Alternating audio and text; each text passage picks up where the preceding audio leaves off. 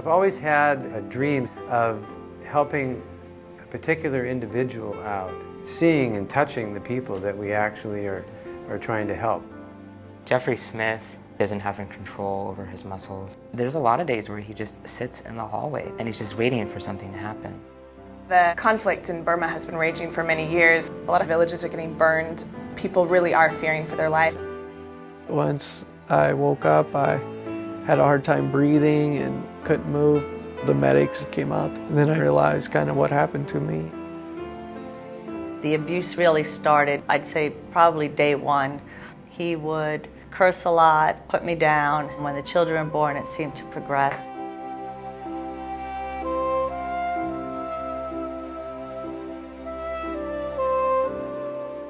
Originally, I was attending the fundraisers, and my wife and I had a propensity to make a contribution with dollars more than time.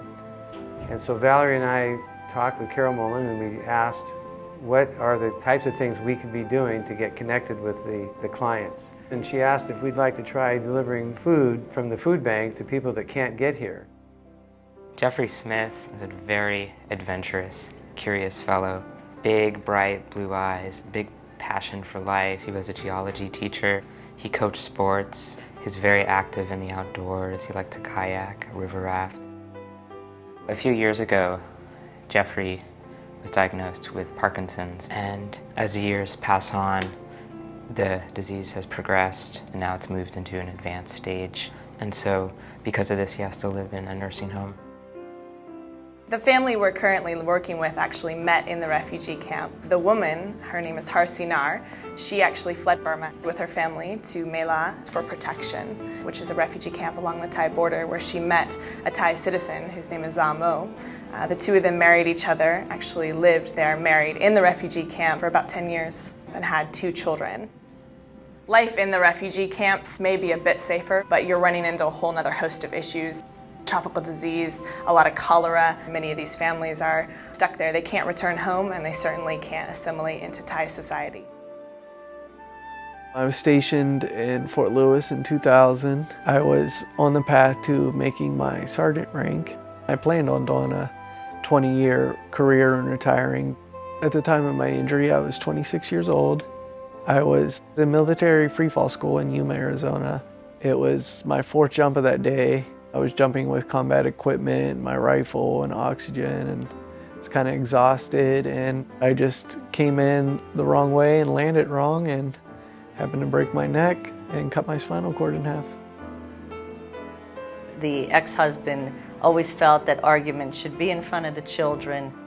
You feel really bad about yourself, and you're constantly trying to just figure out how to handle things and not to get on his bad side.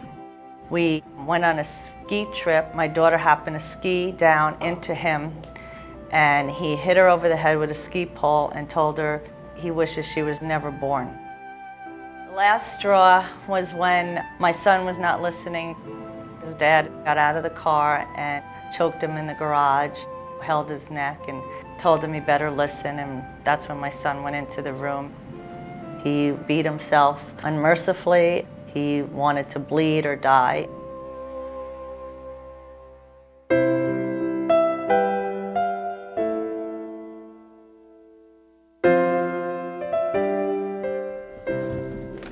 That's some soup. Valerie and I, once a month, come to the food bank and package up food for anywhere from 5 to 6 food bank recipients. And we come in and sort of customize the bags to fit the needs of the particular clients that we're helping out. You can get that tall salmon in there now. Over the last 4 or 5 years of my involvement with JFS, I've donated in a variety of ways. And even as a board member, I didn't really understand where the rubber meets the road. And when I started to deliver food, and we started to understand the impact that it was having on these people's lives, it was a totally different experience. And this is a lovely gift from a young lady who was having her bat mitzvah. Even though they don't speak English, we have a connection, and the connection is our Judaism. And it's interesting how their culture is so different than ours, coming from Russia, but we have that common bond. Jewish Family Service provides friendly visitors for Jeffrey. We'll come and visit twice a week. We'll either go outside with him and have a conversation, or we'll read from a book. Before Jeffrey got Parkinson's, he was incredibly active, and he still maintains that sense of curiosity and willingness to explore different things in life. It can be very lonely and isolating in a nursing home, especially since Jeffrey is one of the younger residents. Most people at the nursing home Jeffrey lives at are in their 80s.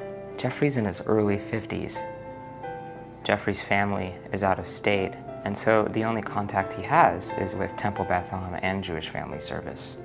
It helps him keep his cultural identity. Harsinar and Zalmo get off the plane and their eyes are wide, and you can only imagine the shock they're seeing with electricity and the amount of electronics we have in our society, and really just their amount of surprise. And sometimes you see excitement, sometimes you see fear, and really our job is to facilitate that transition and make it as stressless as possible. Right now we are currently resettling clients mainly from Iran, Iraq, and Burma, and that involves finding an affordable apartment. That involves getting paperwork ready. When we take them to their apartment, they're dealing with the shock of space that is so much larger than what they probably lived in, and they're amazed by the faucets, they're amazed by the heater, and that's something we take them all through, and we go step by step explaining what it is and how to be safe and how to manage those things. The clients we're working with now are actually what we call a family reunification case. Harsinar, her sister, was one of our resettlement clients in September of 2007. And it's interesting to see how far that family has progressed in those 4 months, and the fact that now they're working, both her and her husband, and they're able to show Harsinar and Zalmo what they learned. I've been receiving care from HomeCare since December of '06. Florence will get here in the morning. She'll do my range of motion. I'll get my bath. She'll do some things around the house as far as dishes or some laundry to help me out with that. It gives my wife time to go to college. Bye, I love you. Bye, Florence. Have a good day, guys. Having Florence come in, it's like I can have my own independence, because it's kind of tough being a quadriplegic and being new to it anyways. Florence has been here now a little over a year, and we've become very close friends. It's an amazing help. One day I was in the synagogue for services, and I went into the restroom and I noticed a sheet of paper saying domestic violence, call this hotline number. It meant a lot to me to know that I can go to somebody in the Jewish community that would understand what I've been through and guide me to make sure that my children were safe, most of all. I could tell it was a hard choice that my mom was making to separate from my dad. She was really looking out for what was best for us. JFS was able to provide for me money for an attorney. Anytime I go to court, they're there with me. We went through a year's course, kids club for my son. He learned anger management. He learned how to walk away from situations.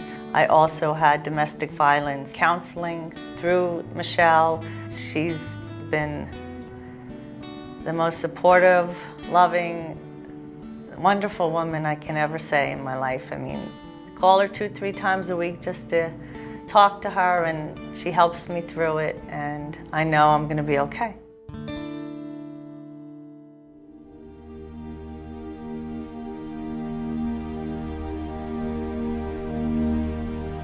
The two children, Madena and Mobare, have really only known life in a refugee camp, so you could see on their faces that it was something completely new. I think this work that JFS is doing here is extremely critical, and I think the Jewish community understands it more than anyone in terms of dealing with a population that is facing oppression and persecution, because even though they come from culturally and religiously diverse backgrounds, it's really all the same. Just a simple fact of someone coming once a week to maybe read 10 pages from a book, that gives so much meaning to this man's life.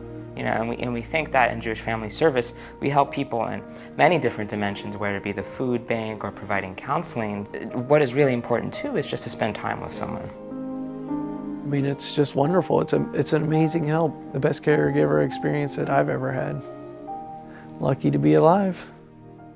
I cry all the time just knowing how well they're doing, and I know in my heart that they'll do well as adults and be able to stop the cycle.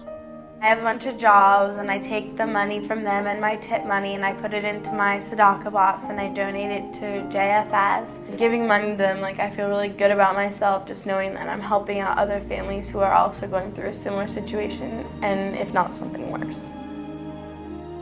We won the genetic lottery being born into the family that we were born into, and there's no reason for us to try to hoard it and keep it to ourselves. And for that reason, we like to give back.